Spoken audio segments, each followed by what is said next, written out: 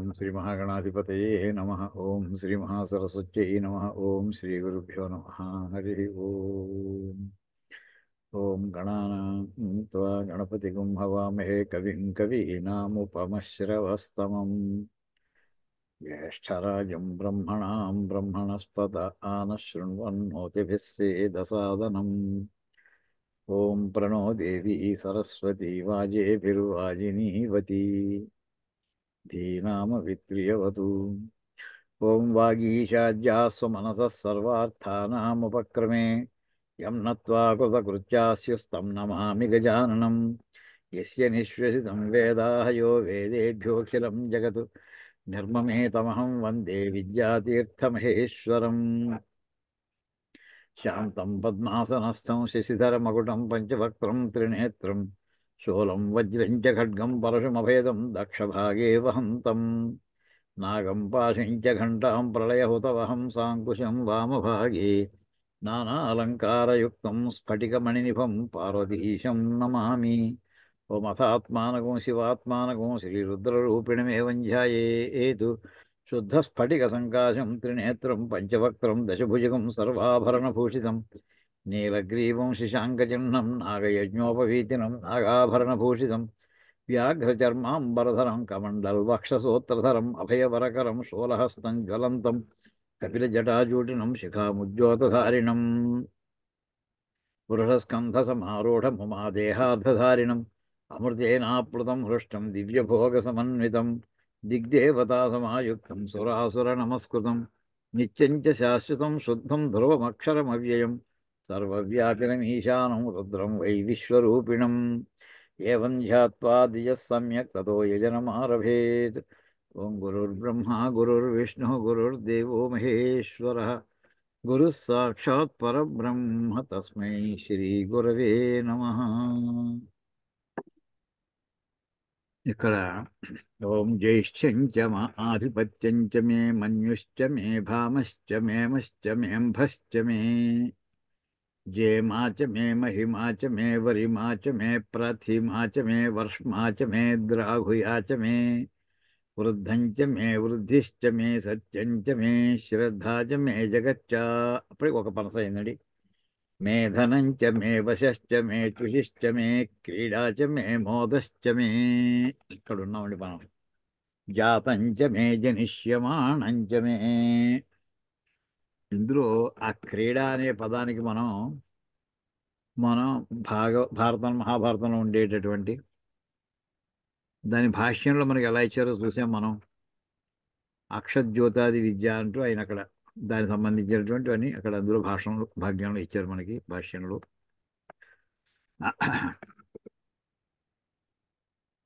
అక్కడ క్రీడ అంటే అక్షద్యోతాది అని ఒక పదం మనం అక్కడ చూసి దాంట్లో ఆ సందర్భంలో మనం ధర్మరాజు జోదరి కాదు మనకి గ్రంథం ప్రకారం ఆయన స్వభావత కూడా దాన్ని చాలా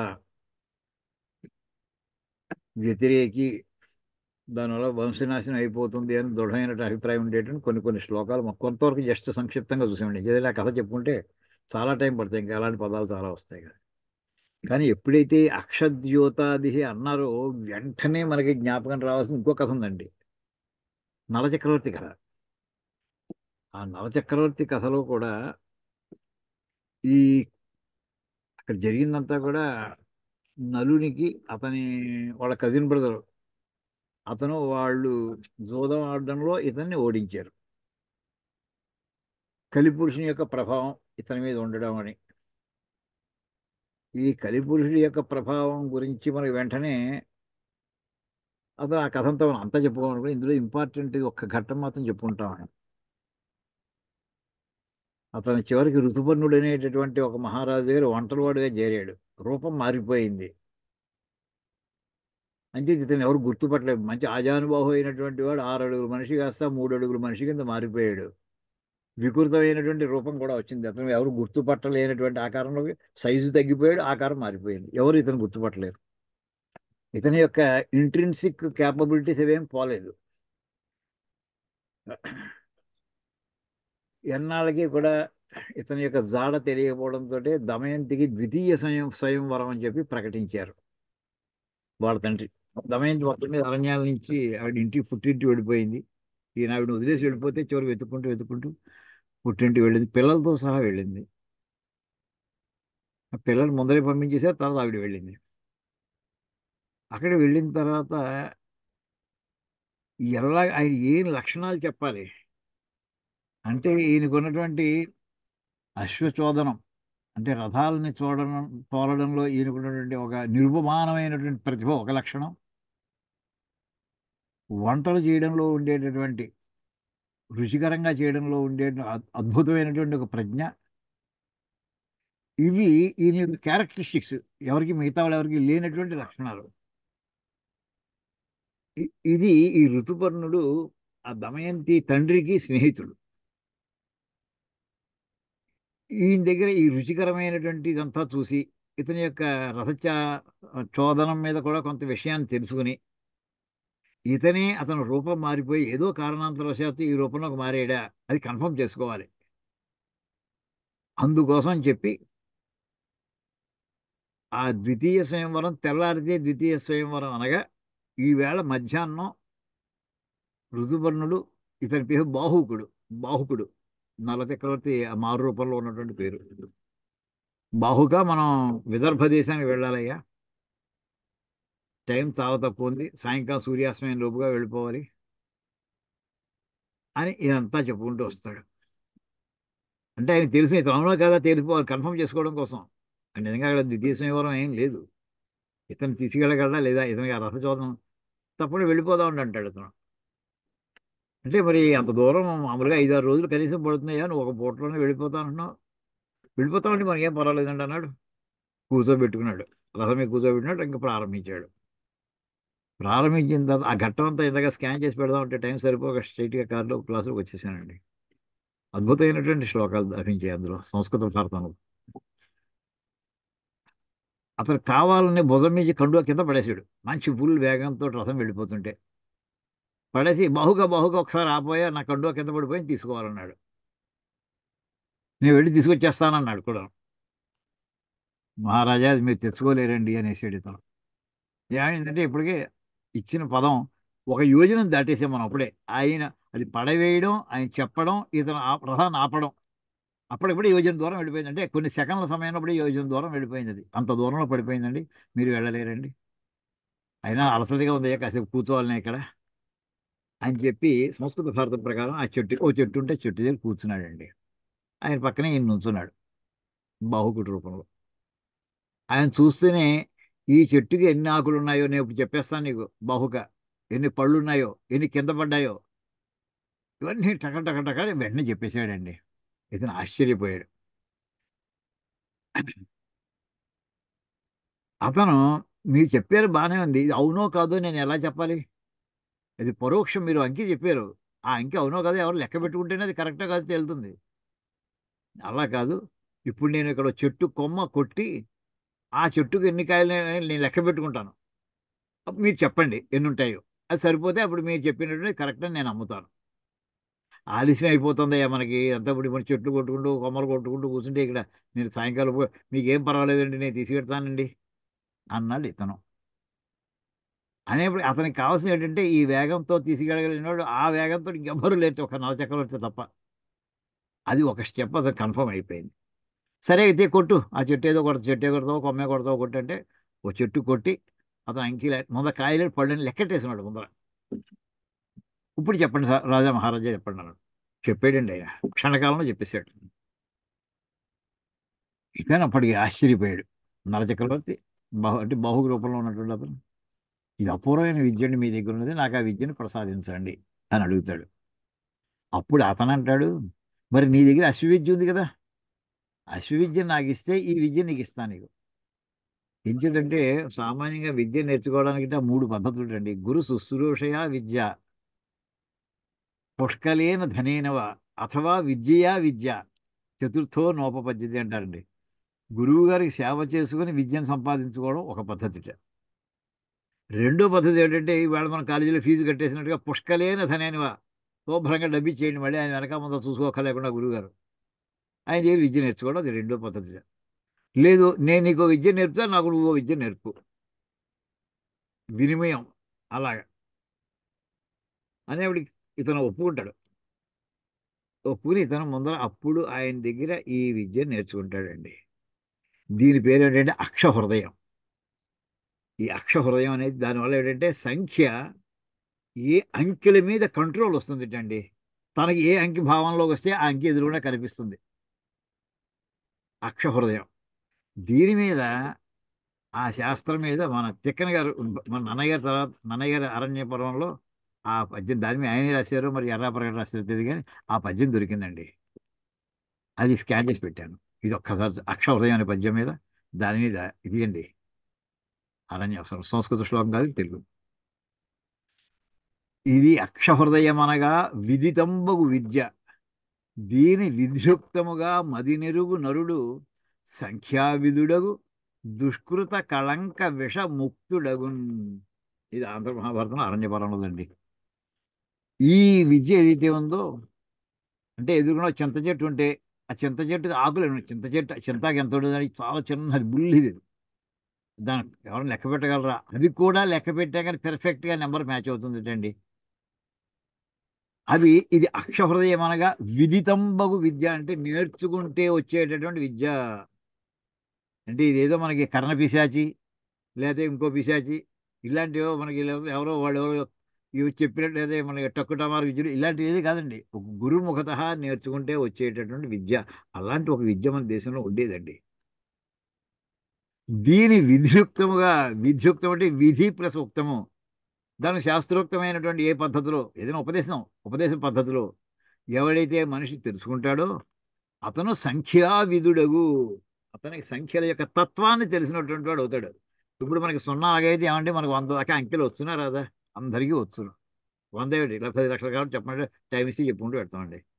కానిట మనకి సంఖ్య యొక్క తత్వం తెలియలేదుటండి. సంఖ్య యొక్క తత్వం, సంఖ్యలు తెలిసాయి, సంఖ్య యొక్క తత్వం తెలియలేదండి. నిజంగా మొత్తం ఎంతమంది చేసినా ఈ 10 అంకెలతోటే కదండి చేస్తుంటా. ఎంతమంది మ్యాథమెటిషియన్స్ వచ్చినా, ఎంతమంది సైంటిస్టులు వచ్చినా ఈ 10 అంకెలతో, 0 అలాగే 9 తోటే మేనేజ్ చేస్తున్నారు వాళ్ళు. దాని తత్వం మనకి ఇంకా అది స్క్వేర్ రూట్ చేస్తే ఎలా వస్తుంది, క్యూబ్ రూట్ చేస్తే ఎలా వస్తుంది. రామానుజన్ చెప్తుంటారు కదండి. అతను బెడ్ రిడన్ అయిపోయి ఆ బెడ్ మీద ఉంటే ఈవేళ నా ఎదురుకుండా ఒక ట్యాక్సీ వెళ్ళిందియా, ఆ నెంబర్ ఇదయ్యా, దాని గురించి నేను ఆలోచించాను. ప్రొఫెసర్ హార్డీ అంటాడండి రామానుజన్ తోటి, ఆ నెంబర్ తత్వం నాకు తెలియలేదయ్యా అంటాడు. అదేంటండి అలా అంటారు మీరు? అది 1³ ప్లస్ సో క్యూబ్ ఇది కొట్టు ఆ నెంబర్ వచ్చేసిన టక్కు చెప్పేసాడు ఇతను. 2 అంకెలు తీసుకుని ఆ 2 అంకెలకి కూడా క్యూబ్ కట్టేసి ఆ రెండు యాడ్ చేస్తే వచ్చే నెంబర్ అది మీరు చెప్పిన కారు నెంబరు. ఆశ్చర్యపోయాడు ప్రొఫెసర్ హార్డీ. అంటే ఏమైందనమాట, హార్డీకి నెంబర్ రాదునా. ప్రపంచంలో ఉద్దండుడైనటువంటి మ్యాథమెటిషియన్స్ లో అతను ఒక అతను. చాలా నేర్చుకున్నాడు. కానీ ఏ ఏ నెంబర్ మనం చూస్తూ ఉంటామో దాని బేసిక్స్ ఎక్కడి నుంచి, దేని క్యూబో, స్క్వేరో, ఫోర్త్ ఆర్డర్, ఫిఫ్త్ ఆర్డర్, అది స్క్వేర్ రూట్, దాంతో ఎలా కలుపుకుంటే అది ఏర్పడుతుందో అది ఎవరికి అంతుపట్టలేదండి. రామానుజునికి వచ్చింది అది. అది సంఖ్య యొక్క తత్వం తెలిసి ఉండడం అండి. అది అంటే అది ఒకటి లౌకికంగా. రెండోది అండి, ఈ విద్య వల్ల ఆధ్యాత్మిక ప్రయోజనం చెప్తాడండి. దుష్కృత ముక్తుడగన్, చేసిన పాపాలన్నీ పోతాయటండి. విజ్ఞానం కనుక పొందితే. కళంకం, కళంకం అంటే ఏదైనా మనకి నీలాపనిందలు పడి ఉంటే, మంచివాడి మీద ఇప్పుడు శ్రీరాముడి మీద నీలాపనింద, సీతాదేవి నీలాపనింద అంటే ఏమిటనమాట, అటువంటి నిందలు కూడా తొలగుతాయి. మూడో బెనిఫిట్ అంటే విషముక్తుడగను, విషం కూడా విషం కనుక కాటు వేసి శరీరంలో స్లో పాయిజనింగ్ సిస్టమ్స్ లో కనుక ఉంటే అప్పటికప్పుడు సంపద అది అలా మెల్లగా సంవత్సరాల లోపల ఉంటుంది, బాధ పెడుతూనే ఉంటుంది అది. ఇప్పుడు ఇన్ఫెక్షన్స్ చూడండి ఎంతమందికో, ఆ ఇన్ఫెక్షన్ క్యూర్ అవ్వదు, అది వదిలిపెట్టదు. అనేక రకాల ఇన్ఫెక్షన్స్ ఉన్నాయి. అలాంటివి పోవడానికి కూడా ఈ శాస్త్రం ఉపయోగిస్తుందండి. ఇది అక్షహృదయం. ఈ అక్షహృదయాన్ని ఇతను నలచక్రవర్తి పొందేడండి ఋతుపర్ణుడి దగ్గర. సరిగ్గా ఇదే విషయాన్ని ధర్మరాజు ఒక మహర్షి దగ్గర పొందాడండి. అతను సంఖ్యావేత్త అయ్యాడు అతను. దాని ప్రయోజనం ఎక్కడ తెలుసునండి, చివరికి దాట కింద ఉంటుంది. మహాభారత యుద్ధం అంతా అయిపోయిన తర్వాత ఒక చాలా క్రిటికల్ ఘట్టం ఉంటుందండి. మొత్తం దుర్యోధనుతో సహా మొత్తం అందరూ పడిపోయారు, అందరూ పోయారు, పడిపోయారు. అదే ఇప్పుడు ఆ సింహాసనం నువ్వు ఖాళీ చేయవా పెదనాన్న, నేను ఎవడి కూర్చోవాలని చెప్పాలండి. ఎలా చెప్పాలి? ఎంత బాధాకరంగా ఉంటుందండి ఇది. ధర్మరాజు చాలా సెన్సిటివ్ పర్సన్. కానీ చెప్పక తప్పదు. యుద్ధం చేసింది దేనికోసం? రాజ్యం కోసం యుద్ధం చేశారు వీళ్ళు. సరదా కోసం ఫ్రెండ్లీ మ్యాచ్ కాదు అక్కడ వాళ్ళు ఆడితే కొట్టు. యుద్ధం అంటే కిల్ చేసుకోవడమే.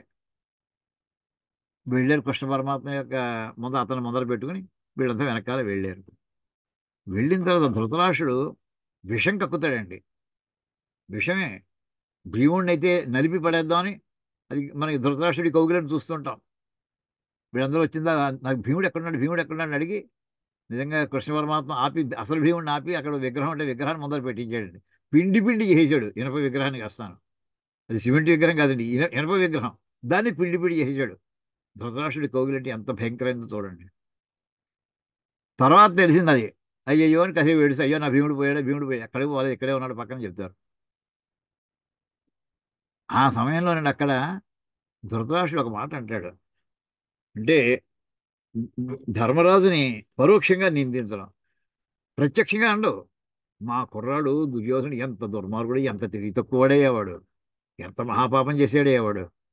వాడి మూలంగా ఎన్ని ఏనుగులు పోయాయో, ఎన్ని గుర్రాలు చచ్చిపోయాయో, ఎన్ని రథాలు విరిగిపోయాయో, ఎన్ని లక్షల మంది కాల్బలం అంతా నాశనం అయిపోయిందో అంటూ ఆశ్చర్యార్థంలో మాట్లాడుతున్నట్టుగా మాట్లాడతాడండి. నెపం అంతా ఎవరి మీద పెట్టాడు? తన కొడుకు మీద పెట్టాడు. నేను చెప్తుంటాను, భాషలో ఒక పదానికి మూడు రకాల అర్థాలు ఉంటాయండి. ఒకటి వాచ్యార్థం, మాటకి మాట అర్థం. బుక్ అన్నా అంటే పుస్తకం, డిక్షనరీ మీనింగ్లో ఉండడం. రెండోది దగ్గరలో ఉండే అర్థం తీసుకోవడం, లక్షణార్థం అని చెప్పానండి. మందుల షాప్ ఎక్కడ ఉందంటే రోడ్డు మీద ఉందంట. రోడ్డు మీద ఉంటుంది, ఆ రోడ్డు పక్కన ఉంటుంది. అది దగ్గరలో ఉన్న అర్థాన్ని తీసుకోవాలి తప్ప అసలు అర్థాన్ని తీసుకోకూడదు. మూడోదండి ధ్వని. ఒక మాటకి ధ్వని అర్థం. ఇక్కడ ధ్వని ప్రయోగించాడండి ధృతరాష్ట్రుడు. అంటే ఎవరిని చెప్తున్నాడు? నా కొడుకు ఇలా వాడి మూలాన్ని అసలు చేశాడు. నా కొడుకు ఒకడే కాదు కారణం, ఏనుగులు చచ్చిపోవడం నువ్వు కూడా కారణమే. 50% రెస్పాన్సిబిలిటీ నీది. ఇన్ని లక్షల ఏనుగులు పోవడానికి, ఇన్ని లక్షల గుర్రాలు చచ్చిపోవడానికి, ఇన్ని లక్షల కాల్వలను మారణహోమంలో పోవడానికి నువ్వు కూడా సగం బాధ్యత నీకుంది స్మా అని చెప్పడం ధృతరాష్ట్రుడి యొక్క ఉద్దేశం అండి. అయితే ధర్మరాజు అంతకన్నా ఇంకా తెలియనివాడు. అతను ఏం చేశాడు? ఎన్ని ఏనుగులు పోయాయో బాధపడిపోతున్నట్టుగా అన్నాడు కదా. ఓ ఇన్ని యుద్ధంలో ఇన్ని లక్షల ఏనుగులు పోయాయి. వెంటనే టకటకటక నెంబర్లతో చేశాడండి. అప్పుడు అతను అడగడం ఏంటి? అతను ఎక్స్క్లమేటరీ సెంటెన్స్ లో మాట్లాడినట్టుగా ధృతరాష్ట్రుడు మాట్లాడాడు వ్యంగ్యంగా. ఇతనేం చేశాడు? అది ఎన్ని ఏనుగులు పోయాయి, ఎన్ని గుర్రాలు పోయాయి, ఎన్ని రథాలు విరిగిపోయాయి, ఎంతమంది కాల్బలం చచ్చిపోయింది, ఎంతమంది పోయారు, అవి క్వశ్చన్స్ కింద తిప్పుకుని వాటికి ఆన్సర్ చెప్పేశాడు. నాలుగు నాలుగు క్వశ్చన్స్ 4 ఆన్సర్స్ చెప్పేశాడండి. ఇప్పుడు ఆశ్చర్యపోవడం ధృతరాష్ట్రుడు వంతైంది. ఎలా చెప్పావు ధర్మరాజా అంటాడండి. నేను అరణ్యవాసంలో ఉన్నప్పుడు ఒక విద్య నేర్చుకున్నాను. దాన్ని బట్టి ఒక్కసారి స్మరిస్తే నాకు స్ఫురిస్తాయి. ఆ అంకెలతో నీకు చెప్పాను, కాస్త వెరిఫై చేసుకోవచ్చు అన్నట్టుగా చెప్తాడండి అతను. అది ఏ శాస్త్రం అంటే ఇదండి, అక్షహృదయం అండి. ఇది ఇందాక అక్కడ మనకు చెప్పినటువంటి ఆ భాష్యంలో మనకు వచ్చిన పదం అక్ష జ్యోతాది అన్నారు చూసారా, అక్కడ ఆ మాట కోసం అండి ఇదంతా చెప్పింది. ఈ భాష్యంలో చూడండి ఎక్కడ పెట్టాం.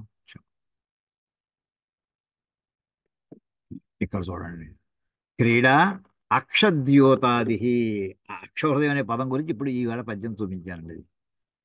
తర్వాత మోద తజ్జన్య హర్ష. ఈ మోద అనే పదానికంటే నేను స్కాన్ చేయలేదు కానీ తర్వాత చూపిస్తాను. ఇందులో మనకి తైత్రీయ ఉపనిషత్తులో మళ్ళీ మనకి ఈ మోద అనే పదం మనకు కనిపిస్తుందండి. విజ్ఞాన కోశాన్ని గురించి వర్ణిస్తూ ఇందులో ఆనందవల్లిలో ఉన్నానండి.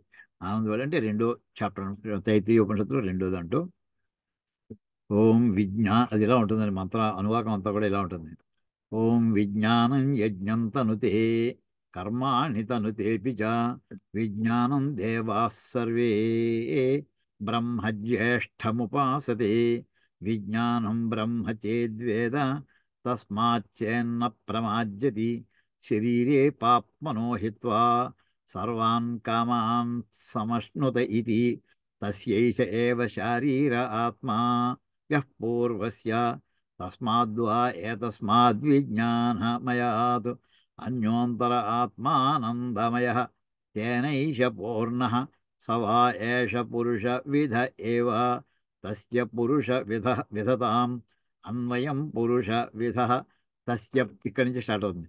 తస్య ప్రియమేవ శిరః మోదో దక్షిణ పక్ష ప్రమోద ఉత్తర పక్ష ఆనంద ఆత్మా బ్రహ్మపుచ్చం ప్రతిష్ఠ తదప్యేష శ్లోకో భవతి అని చెప్తూ అక్కడ ఈ మోదము ప్రమోదము ఆనందము ప్రియము అనేటటువంటి పదాలని వినియోగించడం కనిపిస్తుందండి మనకి.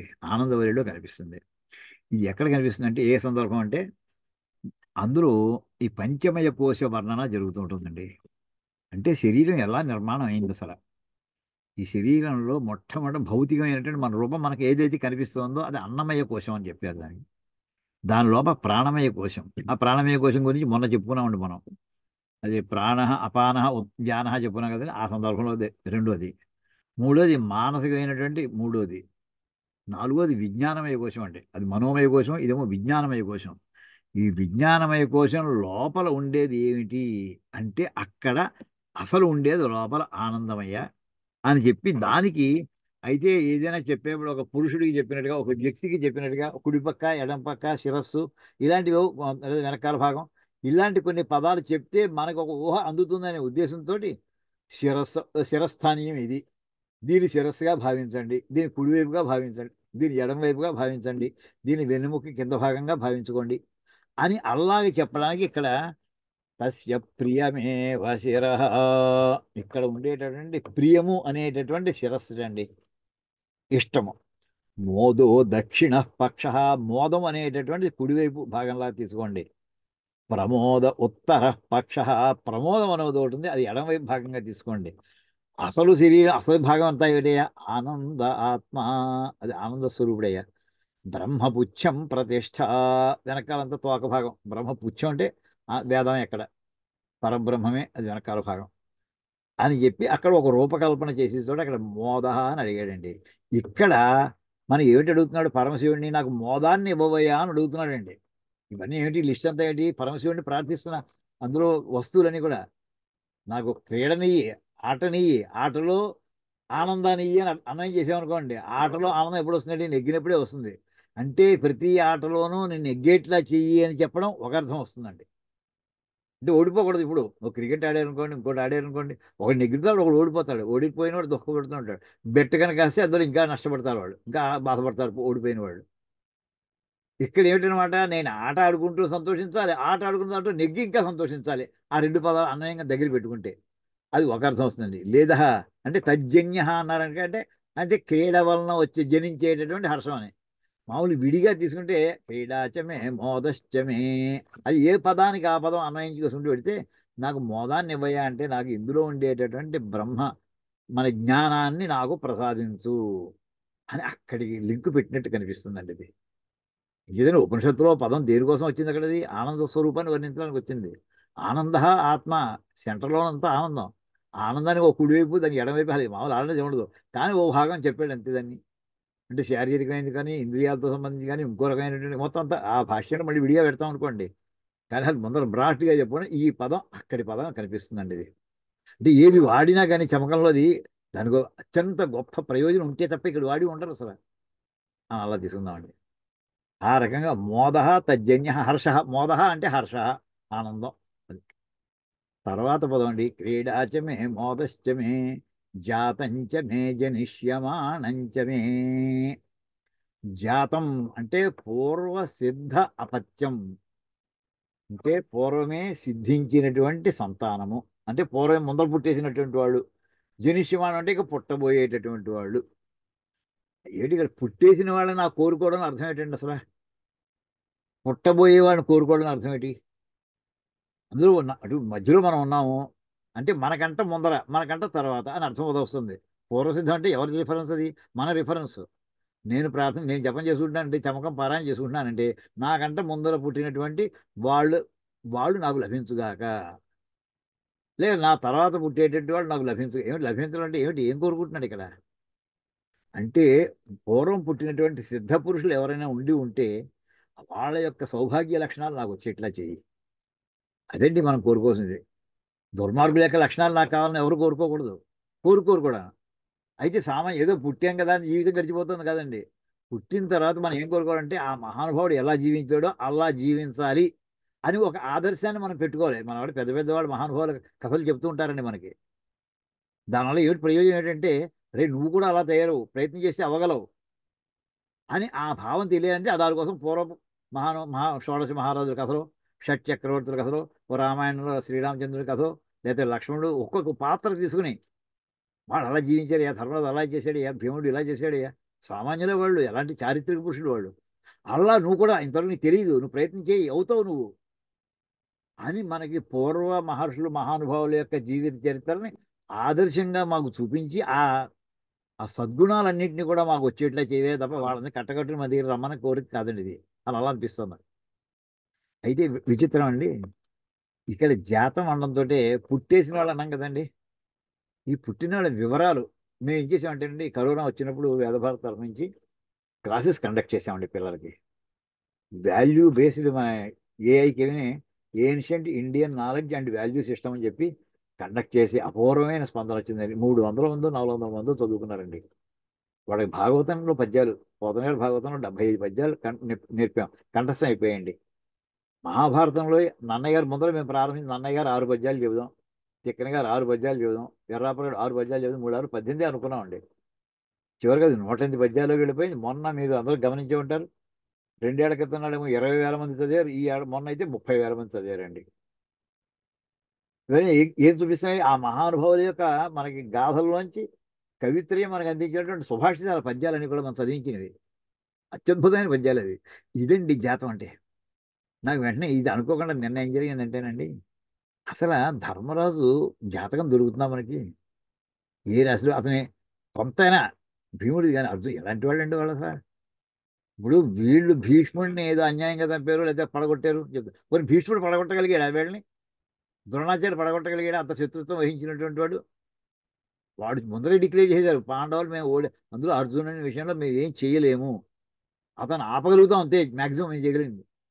ఆ ఘట్టం చూస్తేనండి, వాడు జన్మించిన తిథి అండి అవి కొంత దొరికాయండి. జస్ట్ ఆ వాక్యాలు చూద్దామండి ఒకసారి. ఇది మన అరణ్యపురంలోనే పాండురాజు అరణ్యవాసం చేస్తున్న సమయంలో అక్కడ కుంతీదేవి, ఇంకా అంటే పాండురాజుకి ఆ శాపం వల్ల సంతానం కలగదని నిర్ణయం అయిపోయాక, కుంతీదేవి చిన్నప్పుడు ఎప్పుడో మన దూర్వాస మహర్షి ఇచ్చినటువంటి ఆ మంత్రోపదేశాన్ని ఉపయోగించుకొని సంతానాన్ని ఏర్పాటు చేయమని పాండురాజు ఆదేశించడంతో కుంతి మొట్టమొదటిసారి ధర్మదేవతని అతను ప్రార్థించుకుంది. ధర్మం అంటే యమధర్మరాజు అంటుంటారని కాదని మా గురుగారు పుల్లెల శ్రీరామచంద్ర గారు, ధర్మదేవత అనేది ఇంకో దేవత విడిగా ఉంది. యమధర్మరాజు వేరు, ధర్మదేవత వేరు. మన ధర్మరాజు పుట్టినటువంటిది ధర్మదేవత అని ఆయన పుస్తకంలో రాశారండి. సరే, ఇక్కడ ఈ శ్లోకం చూస్తేనండి, అతను ఏ సందర్భంలో ఆ ధర్మరాజు పుట్టినటువంటి వేళ విశేషాలు కొన్ని వర్ణిస్తారండి. ఐంద్రే చంద్ర సమాయుక్తే ముహూర్తే అభిజితే అష్టమే దివా మధ్యగతే సూర్యే తిథౌ పూర్ణే అతిపూజితే సమృద్ధయశిసం కుంతి సుషావ ప్రవరం సుతం జాతమాత్రే సుతే తస్మిన్ వాగువాచ అశరీరిణి. ఐంద్రి, ఇంద్రునికి సంబంధించినటువంటి నక్షత్రం అంటే జ్యేష్ఠ నక్షత్రం అండి. ధర్మరాజు నక్షత్రం జ్యేష్ఠ నక్షత్రం అంటండి. ఏమండి, చంద్రుడు చంద్ర సమాయుక్తి. ఎప్పుడు కూడా నక్షత్రం మనకి ఎలా, మనం పుట్టిన నక్షత్రం ఎలా ఉంటుందంటే, మనకి 12 రాసుల్లోనూ చంద్రుడు ఏ నక్షత్రంతో కలిసి ఉంటాడో ఆ నక్షత్రం మందని చెప్తారండి. సపోజ్ మనకి మృగశిర నక్షత్రం ఉన్నారనుకోండి, ఆ సమయానికి చంద్రుడు అక్కడ ఉన్నాడనమాట. మృగశిర నక్షత్ర మండలంలో అక్కడ ఉన్నాడనమాట. మొత్తం గమనంలో చంద్రుడు 12 రాసులు పూర్తి చేయడానికి మామూలుగా అతను 2.5 రోజు ఉంటాడండి. నెల అయ్యేప్పటికి సుమారు 29 రోజులు అనుకోండి, అప్రాక్సిమేట్గా 30 రోజులు అనుకుందాం. 12 రాసులు తిరిగేసి మళ్ళీ వచ్చేయాలి కనుక 12 2.5, అంటే ఒక్కొక్క రాశిలో చంద్రుడు 2.5 రోజులు ఉంటాడండి సుమారుగా. ఒక గంట తేడా వస్తుంటుంది అనుకోండి. అంచేత ఐంద్రే చంద్ర సమాయుక్తే, జ్యేష్ఠ నక్షత్రంలో చంద్రుడు ఉండగా, జ్యేష్ఠ నక్షత్రం ఎక్కడ వస్తుందండి? ఇది వృశ్చిక రాశి దగ్గర వస్తుందండి. ఇంకేదంటే మనకి చిత్త, స్వాతి, విశాఖ, అనురాధ, జ్యేష్ఠ, మూలా నక్షత్రం మన ధనురాశిలో పడిపోతుందండి. అంటే అతని లగ్నం ఏదవుతుంది అంటే అక్కడ ఉంటుందండి, అతని రాశి అది వృశ్చిక రాశి. ముహూర్తే అభిజితే అష్టమి, ఆ సమయంలో మధ్యాహ్నం 12 గంటల వేళ అభిజిత్ లగ్నం అంటారండి. మామూలుగా శ్రవణ నక్షత్రానికి పూర్వాషాఢ ఉత్తరాషాఢ శ్రవణం అని అంటమే. ఆ ఉత్తరాషాఢకిను తర్వాత నక్షత్రాన్ని మధ్యలో కాలాన్ని అభిజిత్ అంటారండి. నాలుగైదు లెక్క ఉంది, నాలుగో వంతు ఏదో లెక్క ఉంది. అభిజితే అష్టమే దివా మధ్యగతే సూర్యే. అంటే ఇక్కడ ఆ, తులారాశిలో ఉన్నాడు ఇక్కడ చెప్తున్నాడండి. సూర్యుడు తులారాశిలో ఉన్నాడు, చంద్రుడేమో వృశ్చిక రాశిలో ఉన్నాడు. తర్వాత శుక్లపక్షంలో పంచమి నాడండి. ఎనిమిదో లగ్నం అయినటువంటి అభిజిత్ లగ్నంలో కుంతీదేవి ఉత్తముడైన కుమారుని కనది. ఇదండి ఈ డీటెయిల్స్. సామాన్యంగా అందరి దగ్గర లేకపోతే నోట్ చేసుకోండి జస్ట్. ధర్మరాజు యొక్క జన్మ విశేషాలు. తులారాశి, సూర్యుడు తులారాశిలో ఉన్నాడు అంటే ఏ మాసం అవుతుందండి? మనకి కన్యా రాశిలో ఉంటే మహాలయ పక్షాలు వస్తాయండి. అంచేతే పంచమహాపరపక్షి అని అక్కడ చెబుతుంటారు. తులా అక్కడ కన్యలోకి వస్తే అప్పటికి మనకి మహాలయ పక్షాలు ప్రారంభమవుతాయంటే భాద్రపద మాసం అనమాట. దాని తర్వాత ఇది తులారాశి కనుక మనకి ఆశ్వయుజ మాసంలో పుట్టింటాడండి ఇతను. ఆశ్వయుజ మాసంలో శుక్లపక్షంలో పంచమి నాడు ఏమండి అభిజిత్ లగ్నంలో. ఇది ఈ రకంగా జ్యేష్ఠ నక్షత్రంతో మనకి ఇక్కడ దొరికినట్టుగా తెలుస్తుందండి.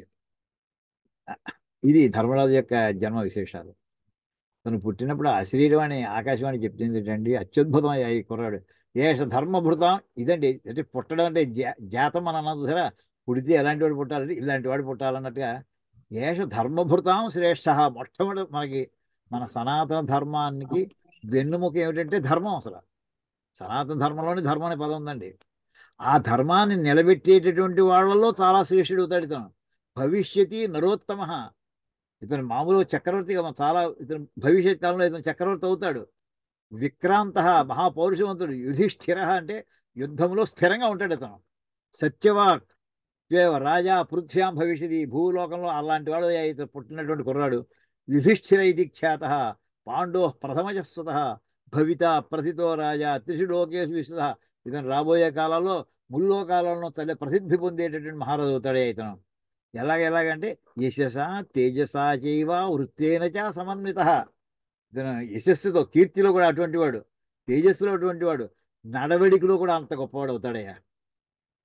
ఆ సమయంలో పుట్టాడంటే అంటే మనకి ఇలాంటి వాళ్ళ యొక్క మహానుభావుల యొక్క అనుగ్రహం కావాలి. జాతం చ జాతం చ మే జనిష్యమాణం చ మే అని చెప్పు కూడా నాకు జాతం అంటే ఇది చక్కటి ఉదాహరణ అనిపించిందండి. అలాగే సందర్భం వచ్చిందని మన భీముడి చూద్దామండి. ఇంకే వరుసలో అది కనుక ఆ భీముడు చూస్తాడండి. అతను ఎప్పుడు పుట్టాడంటే మఘే చంద్రమసాయుక్తే సింహే చ అభ్యుదితే గురౌ దివా మధ్యగతే సూర్యే తిథౌ పుణ్యే త్రయోదశే మైత్రే ముహూర్తే సాకుంతి సుషువే భీమమచ్యుతం యస్మిన్నాని భీమస్తు జజ్ఞే భరతసత్తమ దుర్యోధనాపి తత్రైవ ప్రజజ్ఞే వసుధాధిప. భీముడు ఏ సమయంలో పుట్టాడో ఆ రోజునే అదే రోజు, కానీ అదే ముహూర్తం కాదండి, గుర్తెట్టుకోండి. ఆ రోజే క్షణం దాటితే చాలు జాతకాలు ఒక రకంగా ఉండవండి. ఇద్దరు మహాబలవంతులే ఆ వేళ మిగతా జనరల్ క్యారెక్టరిస్టిక్స్ ప్రకారం. కానీ ఎవడు చంపుతాడు, ఎవడు చేత చంపబడతాడు, రెండు తేడా వచ్చేస్తుందండి. భీముడు చంపేవాడు అయ్యాడు, దుర్యోధన చంపబడేవాడు అయ్యాడు. అది తేడా ముహూర్తంలో భేదం మూలాన్ని. రోజు ఇక్కడ జాతక రాసేయండి శ్లోకంలో. అస్మిన్ యస్మిన్ అహని. ఆ రోజు ఏ పగలు అనుకోండి, పగలు పొద్దున మధ్యాహ్నం వాడు పుట్టాడు, ఏ సాయంకాలం ఆ రోజు అంటే సాయంకాలం కావచ్చు, ఇంకో సమయం కావచ్చు. ఇలాగ చెప్పుకుంటారు. ఇతని పుట్టింది ఏంటంటే మఘా నక్షత్రంలో ఉండగా. మఘ అంటే మన సింహరాశి అవుతుందండి ఇప్పుడు కూడా. మఘే చంద్రమసా యుక్తే. చంద్రమస అంటే చంద్రుడు మఘా నక్షత్రంలో ఉండగా. సింహేచ అభ్యుదితే గురవు. అంటే గురుడు సింహరాశిలో ఉన్నాడండి. సూర్యుడు గురుడు సింహరాశిలో ఉంటే ఏమొస్తాయి తెలుసునండి? గోదావరి పుష్కరాలు వస్తాయండి, గుర్తెట్టుకోండి. గోదావరి పుష్కరాలు ఇప్పుడు కూడా సూర్యుడు సింహరాశిలో ఉన్నప్పుడే. మిగతా రాశిలో ఉంటే ఒక్కొక్క మనకి ఆ శ్లోకం మనం చదువుకున్నామండి. మేషేజ మేషరాశిలో ఉంటే ఏ ఏ నదికి అవుతుంది, వృషభంలో ఉంటే ఏ రాశికి పుష్కరాలు వస్తాయి, ఆ శ్లోకం మనం చదువుకున్నాం మనం. అంబాహ అనే పదాన్ని చెప్తూ ఆ శ్లోకం. ఇక్కడ అధిగమన పుష్కరాల సమయంలో అన్నమాట. అందులో ఏ తిథండి? త్రయోదశి నాడు పుట్టాడు. అంటే ఆ వేళ పుష్కరాలు ఉన్నాయి, గోదావరి పుష్కరాలు నడుస్తున్నాయా 12 రోజుల్లోనా, తర్వాత విషయం అది తర్వాత చూసుకోవచ్చు అనుకోండి. మైత్రి ముహూర్తాలు కూడా ఇది ముహూర్తం కూడా చెప్తున్నాడండి. అంటే ఎంత మైన్యూట్గా వాళ్ళు టైంని కంప్యూట్ చేసేవారు, నోట్ చేసేవారు చూడండి. ఇక్కడ ఎప్పుడే ముహూర్తే అనడంతో వెంటనే మనకు ఇంకో గుర్తు రావాలండి. ఈ ముహూర్తం ఇలా చెప్పినటువంటిది ఇంకో సందర్భం మీకు జ్ఞాపకం ఉందా? ఎక్కడొస్తుందో? ఈ ముహూర్తం కాదు, ఇంకో స్పష్టంగా చెప్తాడు. ఈ ముహూర్తంలో ఇలా జరిగిందయ్యా ఇది. జటాయువు శ్రీరాముడితో చెప్తాడండి. జటాయువు రావణాసుడు వచ్చి సీతాదేవిని అపహరించి వెళ్ళిపోతుంటే ఎదుర్కొన్నటువంటి జటాయు రెండు రెక్కలు కొట్టేశాడు, కాళ్ళు నరికేశాడు. జటాయు కింద పడిపోయింది, ప్రాణం పోవడం సిద్ధంగా ఉంది. కానీ ఒక్క మాటైనా శ్రీరాముడి కోసం ఒగ్గబెట్టుకుని ఉందండి ప్రాణాన్ని. ఒగ్గబెట్టుకుని పాపం రక్తం కారిపోతుంది. కదలలేని పక్షి రెక్కలు ఉండాలి, రక్ష కాదు, కొట్టి పడేసాడు వాడు. కాళ్ళు లేవు, కాళ్ళు కొట్టేసాడు వాడు. ఎలాగో ఒగ్గబెట్టుకుని ఉంది. ఉండగా ఇంతట్లో శ్రీరాములు వారు ఈయన చూసి ఈ రాక్షసులేమో ముందర బాణం అయిపోతే కాదే నేను స్నేహితుని, ఇక్కడ నోరు మాట ఉంది కదా, ప్రాణం పోతూ పోతూ అలాగే దగ్గరికి వచ్చాడు. అప్పుడు అదో మాట చెప్తుందండి. ఇప్పుడు రావణాసుడు సీతాదేవిని తీసుకెళ్ళినటువంటి ముహూర్తం ఉంటుందండి అక్కడ పేరు. ఆ ముహూర్తం యొక్క లక్షణం ఏంటంటే యజమానికి ఆ వస్తువు దొరుకుతుంది అంటాడండి అక్కడ జటాయువు. అంటే పక్షులకి కాలజ్ఞానం ఉందా లేదా నాకు అది తెలియదు, కానీ జటాయుకు మాత్రం సంపూర్ణమైనటువంటి జ్యోతిష్ శాస్త్రం అంతా వచ్చిందని అర్థం. ముహూర్తాన్ని టక్కడగా చూసుకుంటుంది అనమాట. ఏ ముహూర్తం అంటే మన ఇంటి దొంగతనం జరిగింది అనుకోండి, ఆ ముహూర్తాన్ని బట్టి కొంతమంది మనకి ప్రశ్న సేవ అంటుంటారు. ప్రశ్న ఎంచుకుని ఆ టైం చూస్తారు, టైం చూసి వాడు చెప్పేస్తారు, ఇది నీకు దొరుకుతుంది, దొరకదు, ఎన్నాళ్ళలో దొరుకుతుంది, అది ఎక్కడో ఉంది, ఇలా చెప్తుంటారు వాడు. అక్కడ జటాయు చెప్తున్న ముహూర్తం అనే మాట వస్తే వెంటనే అది జ్ఞాపకం వస్తుందండి. ఇక్కడ ఇచ్చినటువంటి మైత్రేయ ముహూర్తే, ఆ ముహూర్తం పేరు, ముహూర్తాల పేర్లు ఉన్నాయండి. సా కుంతి సుషువే భీమం అచ్యుతం. అచ్యుతం అంటే అచ్యుతుడి విష్ణువు అని అర్థం కాదు. చ్యుతి అంటే క్షీణత, క్షీణత లేనటువంటి వాడు. దుర్యోధనుడు ఎలా కొట్టాడండి, ఒళ్ళంతా వాచిపోయిలో కొట్టాడు భీముడిని, వాడి ప్రాణం పోయే ముందర. అయినా సరే మళ్ళీ ఇతను కొట్టగలిగాడు కదా. ఆ ఒక దెబ్బకి దుర్యోధనుడు కొట్టిన ఒక దెబ్బ మామూలు అయితే అక్కడే వాడు ఏదో అయిపోయి వాడు. అన్ని దెబ్బలు దుర్యోధనుడు కొట్టినా సరే గదా యుద్ధంలో ఇతను మళ్ళీ ఇతను కొట్టొచ్చేవాడికి ఫుల్ ఫోర్స్తో కొట్టేసాడు ఇతను. అంటే అతను లోపల పెద్ద బేసిక్గా దెబ్బ పై కొండను కొట్టినట్టు అయిందేమో అనిపిస్తుంది అంతే. అని ఈ రకంగా ఇతని యొక్క భీముని యొక్క జాతక విశేషాలండి మనకి మహాభారతంలో లభిస్తుంది. ఇంకా అన్నిటికంటే ముఖ్యమైనటువంటిది అర్జునుడిది అండి. అర్జునుడిదిట ఇవన్నీ మీరు చదివారు, చాలా మంది కొంతమంది చదివి ఉండొచ్చు అనుకోండి, ఇక్కడ నాకు దొరికే కదా అని మన సందర్భం వచ్చింది కదా అని ఒకసారి చెప్పుకుంటున్నామండి. ఉత్తరాభ్యాం తు పూర్వాభ్యాం ఫల్గునీభ్యాం తతో దివా జాతస్తు ఫాల్గునే మాసి తేనాసౌ ఫాల్గుణ స్మృత. ఇందాక మర్చిపోయాను, భీముడు ఎప్పుడు కూడా సింహరాశిలో గురుడు ఉన్నాడంటే అంటే మనకి అక్కడ సూర్యుడు ఎక్కడ ఉన్నాడో చెప్పేశాడండి. ఇక్కడ ఈయన ఫాల్గుణ మాసంలో పుట్టేటండి. ఆ ఫాల్గుణ మాసంలో కూడా ఎప్పుడు పుట్టాడు, మనకి పొబ్బ ఉత్తర అంటామండి. పొబ్బ అంటే పూర్వ ఫల్గుని, ఉత్తర అంటే ఉత్తర ఫల్గుని.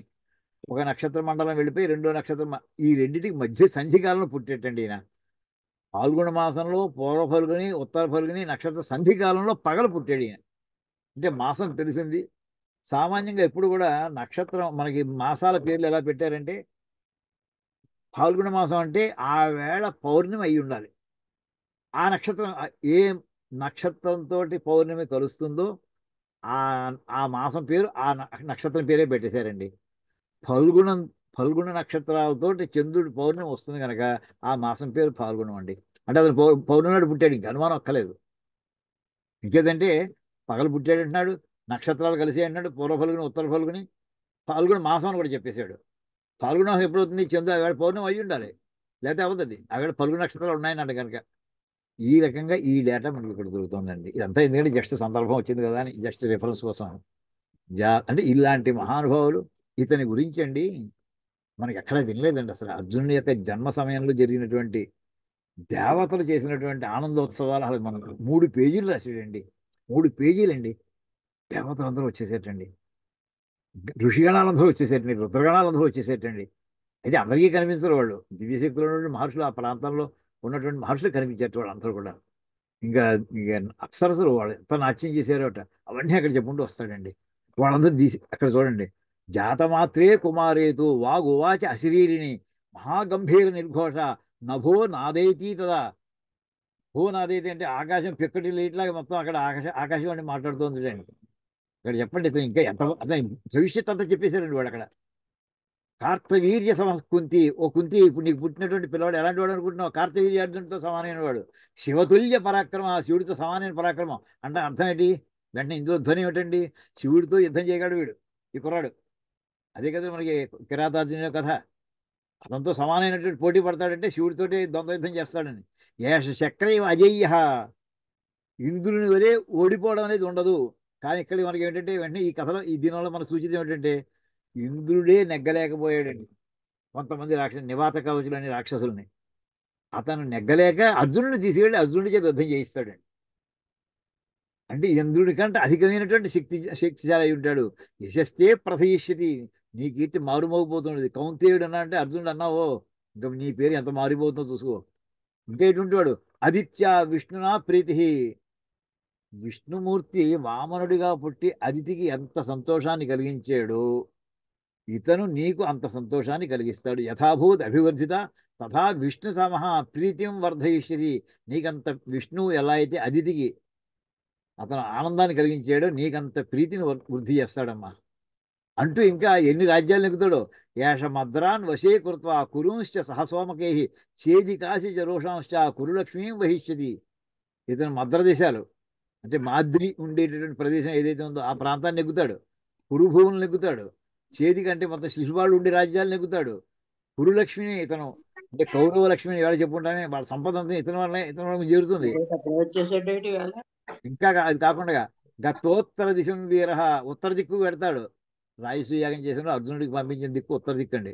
మనం చెప్పుకున్నాం మనం. అతను ఎంతవరకు వెళ్ళాడంటే మన ఉత్తర దిక్కు ఉన్నటువంటి కాశ్మీర్ దాటి రష్యాలో ఎంటర్ అయిపోయాడండి. ఇతను రష్యాలో చాలా దూరంగా వెళ్ళాడు. గత్వ ఉత్తర దిశం వీర విజిత్య యుధి పార్థివాన్ ధన, ఎంత పట్టుకొచ్చాడంటే ఎన్ని లక్షల ఏనుగుల మీద మన ఒంటిల మీద మోసుకొచ్చి తెప్పించేటండి బంగారం, నెగ్గిన రాజుల దగ్గర నుంచి తీసుకున్న కప్పం. ధన రత్నౌఘం అమితం ఆనయిష్యతి పాండవ ఏతస్య భుజవీర్యేణ ఖాండవే హవ్యవాహన మేధప సర్వభూతానం తృప్తిం యాస్యతి పైవనం. ఇలా ప్రారంభి 3 పేజీలు వర్ణించాడండి అర్జునుడి యొక్క గొప్పదనాన్ని. మనకి ఏదో ధర్మరాజు వెనకాల ఉన్నాడు కదా అని అర్జునుడు వాళ్ళ తమ్ముడు అనుకుంటున్నాం. మనకేం తమ్ముడు కాదు అతను, ధర్మరాజు తమ్ముడు. అంటే ఇంత శక్తిశాలి కూడా ధర్మానికి కట్టుబడతాడండి. విశేషం ఏంటంటే సందర్భం వచ్చింది కనుక జోదం ఆడుతున్న సమయంలో ప్రతి పందెము ఓడిపోతున్నాడు ధర్మరాజు. చివరికి ద్రౌపదిని పందెం పెట్టేశాడు. వాడు వచ్చిన తర్వాత దుశ్శాసనుడు వచ్చి వస్త్రాపహరణం చేయడం ప్రారంభించాడు. భీముడికి ఒళ్ళు మండిపోతూ ఆ టైంలో ప్రతిజ్ఞలు చేసేస్తున్నాడు. ఆ ప్రతిజ్ఞ చేసేప్పుడు ఒక మాట అంటాడండి. అక్కడ అందరూ ఉన్నారు, పంచపాండవులు ఉన్నారు అక్కడ. ధర్మరాజుని ఎప్పుడు అలాంటి అంత కటుగా భీముడు ఎప్పుడు కూడా అతన్ని ధర్మరాజుని నిందించలేదండి. నాకు కనుక అనుమతి ఉంటే నీ 2 చేతులు పట్టుకెళ్ళి గాడిపోయిలో పెట్టేసి కాల్చేసేవాడు అంటాడండి ధర్మరాజుని.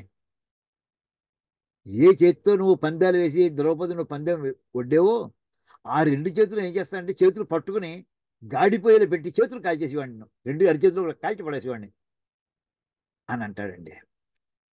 అది అటువంటి సందర్భమే, భయంకరమైంది. కానీ పక్కన అర్జునుడు ఏం చేశాడు తెలుసునండి? ఏమిటి ఎవరి గురించి మాట్లాడుతున్నావు తెలుసునా భీమా? ఒక్కసారి అర్జునుడు భీముడు అంటాడండి. ఏం మాట్లాడుతున్నావు? ఏ మహారాజు మాట్లాడుతున్నావు? ఆయన నువ్వు పందిలో ఓడిపోతే ఓడిపోగాక అన్నయ్య అంత మాట నచ్చా నువ్వు అంటూ సముదాయించే స్థాయిలోకి వస్తాడండి అర్జునుడు. అర్జునుడు మాత్రం కోపం ఉండదా? అన్నగారి స్థాయిని అలా నిలబెట్టుకోవడానికి వస్తాడండి. అది అర్జునుడి యొక్క గొప్పదనం. ఇవి మామూలుగా మనకి కథల్లో చూస్తుంటే చదువుతుంటే ఒక చిన్న చిన్న పాయింటే కానీ ఎంత దూరంగా వాడు అన్నగారిని ఎంత గౌరవంగా చూసుకున్నారు వాళ్ళు. మరి అర్జునుడు భీముడు ఎప్పుడు మిగతా సందర్భాలు ఎప్పుడు చేయడు అలాగా. అంటే ఇవన్నీ ఎందుకు చెప్పినా అంటే మనం ఈవేళ ఇందులో జాతంచమే జనిష్యమాణంచమే అనే మాట కోసం అండి. జాతం పూర్వసిద్ధ అపత్యం, పూర్వమే ఉన్నటువంటి సంతానం. జనిష్యమాణం అంటే భవిష్యత్ అపత్యం, పుట్టబోయేటటువంటి వాడు. పుట్టబోయేవాడు ఎలా ఉండాలని కోరుకుంటామండి? పుట్టబోయేటటువంటి ఒక మహాభక్తుడు కావాలి, ఒక మహావీరుడు కావాలి, లేదా ఒక మహాజ్ఞాని కావాలి. ఇది చెప్పడానికి మళ్ళీ వేదంలో వస్తుందండి. ఆ బ్రహ్మన్ బ్రాహ్మణో బ్రహ్మవర్చసి జాయతాం. ఈ దేశంలో పుట్టేటటువంటి బ్రాహ్మణులో బ్రహ్మవర్చస్సు ఉన్నటువంటి వాడు పుట్టాలయ్యా, నాకు ఈ దేశం అలాంటి వాడు పుట్టాలి అని మనకి ఎదురుగా మనకు వస్తుందండి. ఇది వీరుడైనటువంటి వాడు ఎలా ఉంటారంటే ఈ శవ్యశూరో మహారథో జాయత. ఒక మహారథుడు పుట్టాలి నాకు మా దేశంలో. మహారథుడు అంటే అతిరథ మహారథుడు అంటుంటారు సార్. ఎలాంటి వాడు? యశవ్య, ధనుసు చేత్తో పట్టు కూర్చుని ఎప్పుడు కొట్టేమంటే టక్కుని వెళ్ళి గురి తప్పకుండా కొట్టేటటువంటి వాడు. అలాంటి వాడు నాకు. మహాధైర్యశాలి, పరాక్రమవంతుడు, ఆయుధాన్ని చేతిలో పట్టుకున్నటువంటి వాడు. అలాంటి వాడు పుట్టాలి ఇక్కడ అంటూ అక్కడ జనిష్యమానం అంటే వెంటనే మనకి ఆ పనస అంతా కూడా మనకి వీళ్ళని స్కాన్ చేయలేదండి. తర్వాత ఇప్పుడు పట్టుకు మీరు మీరున్నప్పుడు చేస్తానండి. ఎలాంటి వాళ్ళు పుట్టాలి అంటూ మన దాని మీద యాక్చువల్లీ ఇది ఇక్కడ నాకు ఇవాళ టైం కుదరలేదండి. అది మాత్రం అత్యద్భుతమైన ఎలాంటి వాడు పుట్టాలి అసలు. అత్యద్భుతమే. వక్త పుట్టాడు. మొత్తం మాట్లాడేటటువంటి వాళ్ళలో మహావక్త కావాలి మాకు. అలాంటి వాడు పుట్టాలి. జనిష్యం అనేది మనకు మామూలుగా ఏదో ప్రహ్లాదు గురించి చెప్పుకుంటూ ఉంటామండి. నారద మహర్షి ఒక ఉపదేశం వల్ల రాక్షస వంశంలో పుట్టిన ఆ లీలావతికి అత్యంత విష్ణు భక్తుడు ప్రహ్లాదుడు పుట్టాడండి. అంచేది మన ఇళ్లలో ప్రెగ్నెంట్గా ఉన్నటువంటి లేడీ అమ్మ నువ్వు భాగవతం చదువుకోమ్మా, లేదా ఇంకో ప్రహ్లాదు కథ చదువుకో, ఇంకో కథ చదువుకో అని చెప్తూ ఉంటాం. అంత అది వాళ్ళ ఇష్టం అనుకోండి. కానీ ఈ ఆశ అందరి ఇళ్లలోనే ఉంటుంది, అందరికీ ఉంటుంది. పుట్టేటటువంటి వాడు వంశోద్ధారకుడు కావాలని, సుగుణవంతుడు కావాలని అందరం కోరుకున్నాం. ఎందుకు కోరుకోమా? దుర్మార్గుడు కావాలని ఎవరన్నా కోరుకుంటారా? ఎవరు కోరుకోరు. ఆ కోరుకోవాల్సినటువంటి ఎలాంటి లక్షణాలు జనిష్యమానం భవిష్యత్ అపత్యం నాకు ఎలా ఉండాలి? అపత్యం అంటే డైరెక్ట్గా కొడుకే అక్కర్లేదండి. మనవలు, ముని మనవలు, ఇంకా ఇని మనవలు, ఆ వంశంలో పుట్టేటటువంటి వాళ్ళు ఇలాంటి వాళ్ళు కావాలయ్యా. నువ్వు తపస్సు చేస్తే నీకు ఆ తపస్సు ఎన్ని తరాల వరకు రక్షిస్తుందో అది వంశాన్ని. అలాంటి దానికోసం అంటూ ఆయన త్వరగా చెప్తాడండి. అంటే చెప్పామండి అంటే ఇండెక్స్ అండి ఇవి. Index words. ఒక్క మాట ఇక్కడ అన్నాడో అది ఎక్కడో తగులుతుంది వెళ్ళి. ఆ విషయం అంతా స్ఫురణ తెచ్చుకోవాలి. ఆ డీటెయిల్స్ తీసుకుంటే అప్పటికి అలా చమకం యొక్క వైభవం బయటకు వస్తుందేమో అనిపిస్తుందండి సార్. ఒక్కొక్క మాటకి. తర్వాత సూక్తంచమే సుకృతంచమే. సూక్తం అంటే ఋక్ సమూహ. అంటే ఇక్కడ ఇంకా ఇదంతా అయిపోయిందండి. జాతం అయిపోయింది. జనిష్యమానం పుట్టబోయేటటువంటి వాడు కూడా చెప్పాడు. వెంటనే సూక్తం అన్నాడండి. ఋక్ సమూహ, రుక్కుల యొక్క సమూహము. రుక్ అంటే ఋగ్వేదంలో ఉండేటటువంటి ఆ మంత్రాన్ని రుక్ అని అంటారండి. సామ అనేటటువంటిది మొత్తం మనకి వేదాల్లో ఉండేటటువంటి వేద వాక్యాలు 3 రకాలుగా బ్రాడ్గా డివైడ్ చేశారండి. అవి రుక్కులైనా అవుతాయి, యజుస్సులైనా అవుతాయి, సామలు అవుతాయండి. రుక్ అంటే ఎలా ఉంటుందంటే అదొక స్తోత్ర రూపంలో, దేవతా స్తోత్ర రూపంలో ఉండేటటువంటి వాక్యాలు, ఛందోబద్ధంగా ఉండేటటువంటి వాక్యాలు. అంటే గణాలని ఫాలో అవుతూ అది ఒక రెథమిక్గా వెళ్ళేటటువంటి వాక్యాలండి. ఓం హిరణ్యవర్ణాం హరిణీం సువర్ణరజతస్రజాం. మొదటిది ఎలా ఉంది, తర్వాత కూడా అలాగే హిరణ్యవర్ణాం. హిరణ్య అనేప్పుడు ఏమైంది? లఘువు గురువు లఘువు అయిందండి. వర్ణాం గురువు గురువు అవుతుందండి. హిరణ్యవర్ణాం హరిణీం అంటే లఘువు లఘువు గురువు అయిందండి. తర్వాత రాబోయి మళ్ళీ ఇలాగే వస్తాయండి గణాలు. సువర్ణ రజత స్రజాం. చూసారా? అంటే ఒక చరణంలో ఎలా ఉందో మళ్ళీ అలాంటి చరణాలతో ఆ గణాలతో మనకి ఉత్పలమాలు ఉందనుకోండి, 4 చరణాలు ఒకటే. భరణభ భరవ, చెంపకమాల నజభయ జయర. 4 చరణాలు అదే గణాలతో వస్తుంటాయండి. అలా ఉండేటటువంటి వేద మంత్రాలన్నింటినీ ఏమంటారంటే రుక్కులు అని అంటారండి. అది ముఖ్యంగా దేవతా స్తోత్రాలకి వాటిని వినియోగిస్తూ ఉంటారండి. ఒక్క క్షణం అండి, ఒక్క క్షణం. నమస్కారం సార్. ఇది మనకి అటువంటి రుక్ సమూహ. రుక్కులేక సమూహం అంటే ఋగ్వేదం అని. అంటే ఇక్కడ ఒక రుక్ అన్నాడు కదా అని అంటే సూక్తము అంటే మామూలుగా ఉక్తము మంచి మాట, సుభాషితం అని అలా అర్థం తీసుకున్నాం అనుకోండి. సూక్తం అంటే మామూలుగా మనకి వేదంలోకి చెప్పుకుంటామంటే సూక్తాలు అంటే సూక్తాలే, సుభాషితాలు కాదండి అక్కడ. అంటే వేదోక్తమైన సూక్తాలే అర్థం తీసుకుంటాం. కానీ రెండో లౌకికమైన అర్థం తీసుకున్నా కానీ సుభాషితాలు, మంచి మాటలు. అటువంటి మంచి మాటలు నాకు రావాలయ్యా అంటే ఇక్కడ వెనకాల పదాన్ని కలుపుకోండి. జనిష్యమానానికి సూక్తానికి మాట ఏమిటండి? నాకు మా వంశంలో పుట్టబోయేటటువంటి వాడి నోట ఎప్పుడు కూడా మంచి మాటలే వస్తుండేవాడు కావాలి. ఇక్కడ ఏమవుతుంది? ఏ పదానికి ఆ పదం విడివిడిగా ఉన్నట్టు కనిపిస్తాయండి. కాదండి, ఆ వెనకాల పదానికి ఇప్పుడు ఈ పదాన్ని కలిపి చూస్తే ఆ రెండింటికి అర్థం వస్తుందండి, అన్వయం కుదురుతుందండి. ఇది సరదాగా ఒక చిన్న ఎగ్జాంపుల్ చెప్తానండి. రాయమండ్రి కాలేజీలో తెలుగు డిపార్ట్మెంట్లో ఇప్పుడు ఇది అంతా 60 ఏళ్ల క్రితం నాడండి. 1963, 64 ఆ సందర్భంలో అండి. చెన్నై సూర్య గారి బాల వ్యాకరణం అందులో సిలబస్లో ఉండేది పియూసీలో. అందులో అకార సంధి, మన సంస్కృత సంధులు అయితే సవర్ణ దీర్ఘ సంధి, గుణ సంధి, వృద్ధి సంధి ఇలాంటివి వస్తాయండి. సంస్కృత పదాలకి పదాలు, సంస్కృత పదం ఇంకొక సంస్కృత పదంతో కలుస్తుంటాను. తెలుగు పదాలకి అకార సంధి, ఇకార సంధి, ఉకార సంధి ఇలాంటివి ఉంటాయండి. ఏమండి? ఉదాహరణ చెప్పాలండి, అకార సంధి చెప్పాలనుకోండి, అందులో ఆయన ఇచ్చిన చెన్నై సూర్య గారండి. అకార సంధి హెడ్డింగ్ కింద అత్త, అత్త ప్లస్ అత్త ప్లస్ ఇంటికి, అత్తింటికి, అంతేనండి. అల్లుడు ప్లస్ ఉండెను, అల్లుడు ఉండెను, అది ఒకార సంధి కింద ఉదాహరణ చెప్పాడండి. ఈ రెండు కలిపి చెప్పండి. అత్తింటికి అల్లుడు, అత్తింటికి వచ్చి అల్లుడు ఉన్నాడు అనమాట అక్కడ. అని రెండు వాక్యాలు. ఆ ఉదాహరణ వేరు, ఈ ఉదాహరణ వేరు. కానీ ఆ రెండు ఉదాహరణలు కలిపి చూస్తే ఒక చిన్న కొత్త అర్థం అంటే స్ఫురిస్తుంది అక్కడ. ఇలాంటి విషయాలు చెబుతుండేవారండి. అంటే ఒక ఏ పదానికి ఆ పదం కరెక్టే, ఏ సూత్రానికి ఆ సూత్రమే, ఏ ఉదాహరణకి ఆ ఉదాహరణే. కానీ ఈ ఉదాహరణలన్నీ కలిపి ఒక వాక్యంగా చేసి చూడండి ఒకసారి. కాంప్రహెన్సివ్గా కొత్త అర్థం వస్తుందండి అక్కడ. సరదాగా ఉంటుంది. అలాగే ఈ పదాలని కూడా జనిష్యమానమైనటువంటి వాడికి మొత్తం వేద విద్వాంసులు అవుగాక. అంటే ఋగ్వేదం అన్నాడు కదా, ఋగ్వేదం ఒకటే అని అర్థం కాదండి అక్కడ. మన వాళ్ళు ఇందులో వేదంలో మనకు భాష్యంలో ఒక పడికట్టు ఉందండి. ఒక మాట వాడితే దానికి సంబంధించిన మొత్తాన్ని కూడా చెప్పినట్టే అని అంటారండి.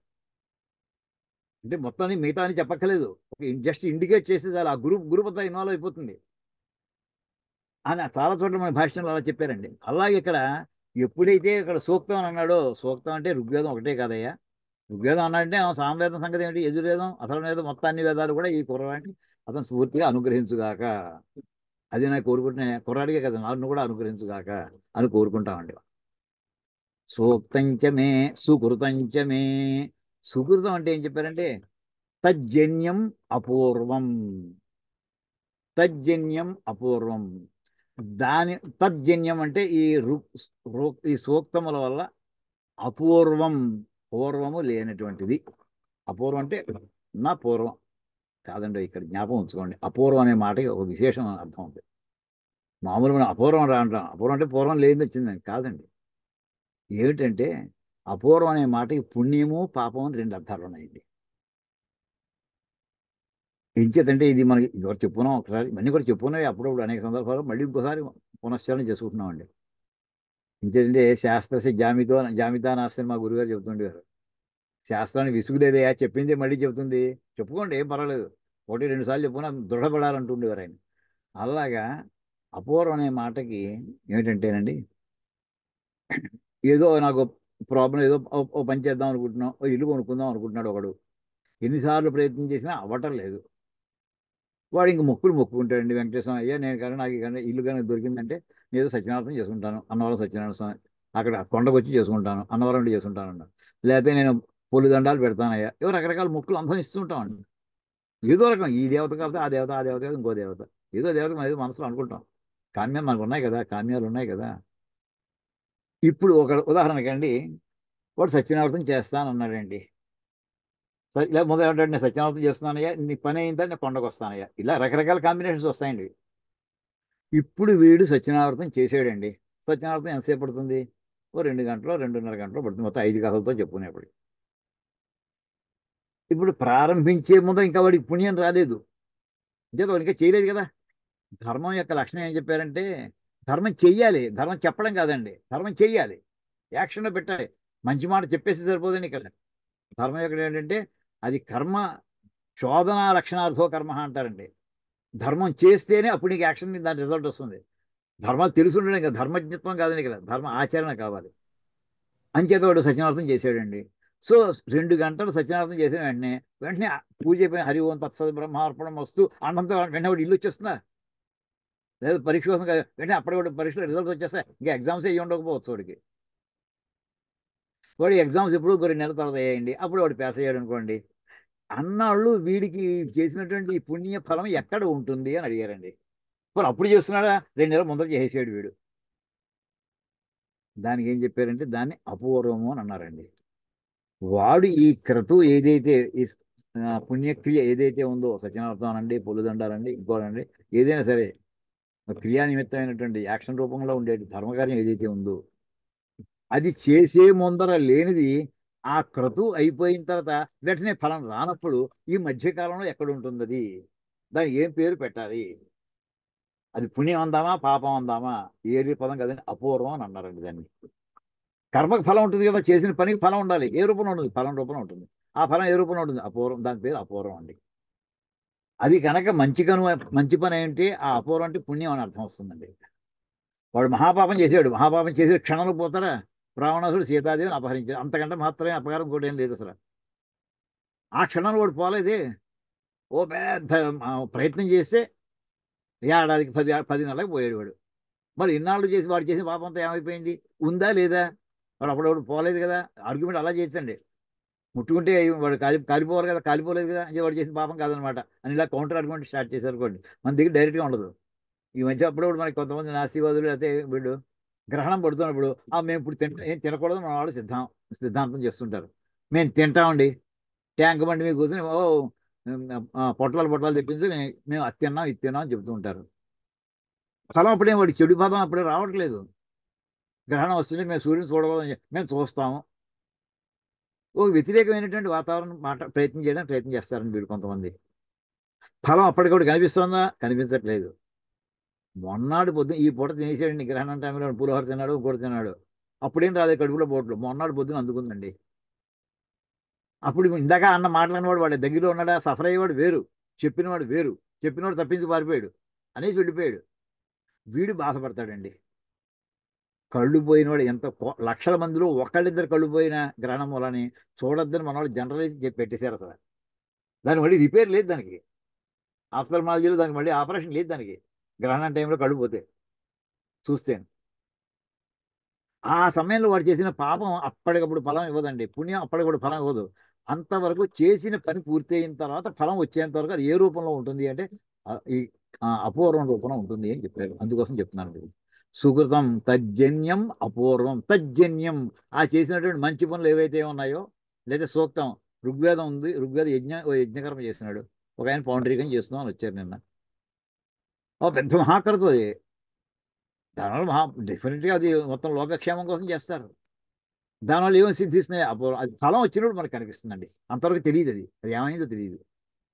ఇప్పుడు సత్యనారాయణ చేసినటువంటి మన పీఠాన్ని అక్కడ పెట్టి కూర్చుంటామా?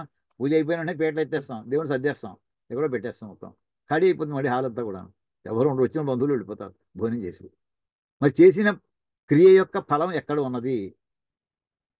చేసిన క్రతువు కనిపించట్లేదు, ఆ పదార్థాలు కనిపించట్లేదు, ఫలితము కనిపించట్లేదు. ఆ సమయంలో ఉన్న ఫలం అది అదృశ్య రూపంలో అపూర్వ రూపంలో ఉంటుంది. దానికి మీమాంసలో దీనికి నిర్ణయం చేస్తారండి అలాగే. తర్వాత సూక్తంచ మే సుకృతంచ మే విత్తంచ మే వేద్యంచ మే. విత్తం అంటే పూర్వ లబ్ధం, ఇదివరకు సంపాదించినటువంటి డబ్బు, దాని పేరు విత్తం అంటే. విత్తం అంటే మామూలుగా క్యాష్ అని మనం చెప్పుకుంటూ ఉంటాం. పూర్వ లబ్ధం అంటే కొంత ఆల్రెడీ సంపాదన జరిగింది, వాడి తాతల నుంచో ముత్తాతల నుంచో వచ్చిన ఆస్తి ఉంది వాడికి, అది పూర్వ లబ్ధం. పితృపైతామహమైనటువంటి ఆస్తి సంపాదించుకో అది వచ్చింది, అది విత్తంటండి. అంటే వేద్యం అంటే ఇతఃపరం లబ్ధవ్యం ద్రవ్య జాతం, ఇన్ తర్వాత పొందబోయేటటువంటి రాబోయేటటువంటి ధనం. ఇతఃపరం ఈ తర్వాత. ఈ తర్వాత అంటే ఎప్పుడైతే ఓ మంచి కృతం చేశాడో, డబ్బు కోసం ఏదో ప్రయత్నం చేశాడు, ఓ బిజినెస్ పెట్టాడు, పెట్టిన వెంటనే మొట్టమొదటి రోజు వాడికి వచ్చేయాలి. 2-3 ఏళ్ళు అసలు ఒక బిజినెస్ పెడితే 2-3 ఏళ్ళు అసలు వీడి అవేర్నెస్ క్రియేట్ చేసుకోవడానికి ఎఫర్ట్ పెట్టాలి. వీడి ప్రోడక్ట్ గొప్పదే కావచ్చు, ఆ ప్రోడక్ట్ ప్రపంచానికి తెలియాలి కదా, అవతల వాళ్ళు కొనాలి కదా.